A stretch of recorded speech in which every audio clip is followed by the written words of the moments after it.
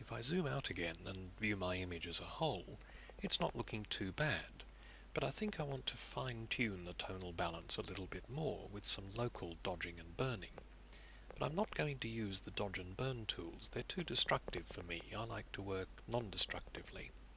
So what I'll do is, first of all, Control-click, or on a Mac Command-click, on the mask that I've just been working on to load it as a selection. And you'll see in the image here, you'll see the marching ants marquee.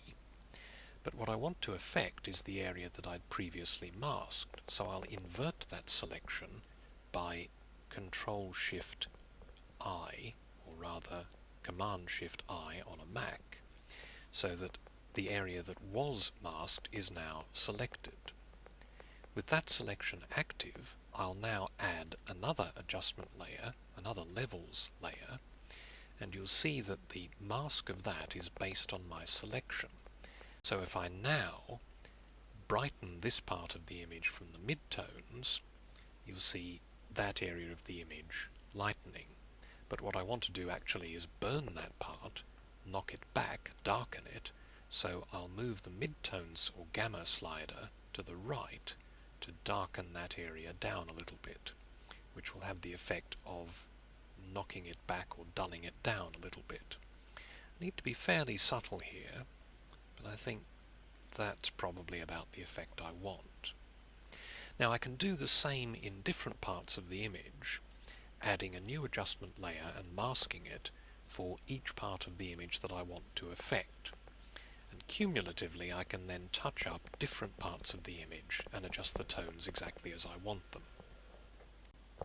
So now that I've got all the tones sorted out as I want them, the final touch is going to be to give that old world monofilm look to this image.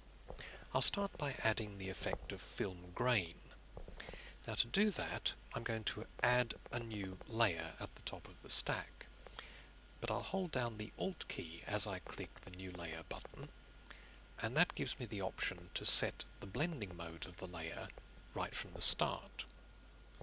I'm going to choose overlay mode for this layer and fill this layer with an overlay neutral color, which in this case is 50% grey.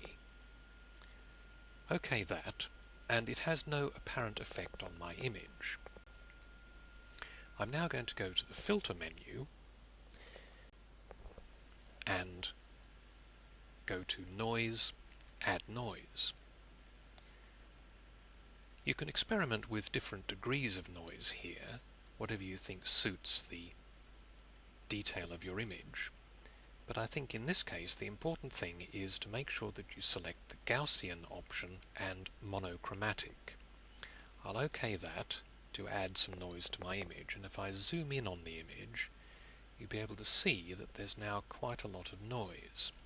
But just to refine that a little bit, I'm going to go back to the filter menu and select Blur, Gaussian Blur. And I'm going to apply a Gaussian blur with a radius of just 0.2 pixels. Watch what happens in this image preview if I increase it any more. You'll see the actual graininess disappears. 0.2 is enough just to soften the edges of that grain a little bit. If I now view the image as a whole, you can see it's just got enough of an effect of grain to give it that old world black and white film look. And the finishing touch is to add a vignette. I'll go to the Create New Layer button again, Alt click on it, and this time I'll set the mode to multiply and fill with multiply neutral color, which in this case is white. OK that, and I've got essentially another invisible layer on top of my image. But now I'm going to go to Filter, Correct Camera Distortion. And in this dialog I'm going to use the sliders in the vignette section to darken the edges of the image and add a vignette. I'll take this quite dark, I think, and then adjust the midpoint slider to bring that vignette effect further into the image. That looks about right. I'll OK that, see how it looks on my image. That's maybe a little bit too much, so I'll knock back the opacity just slightly so it doesn't have quite as severe an effect on my image. And there is my finished antique mono look HDR image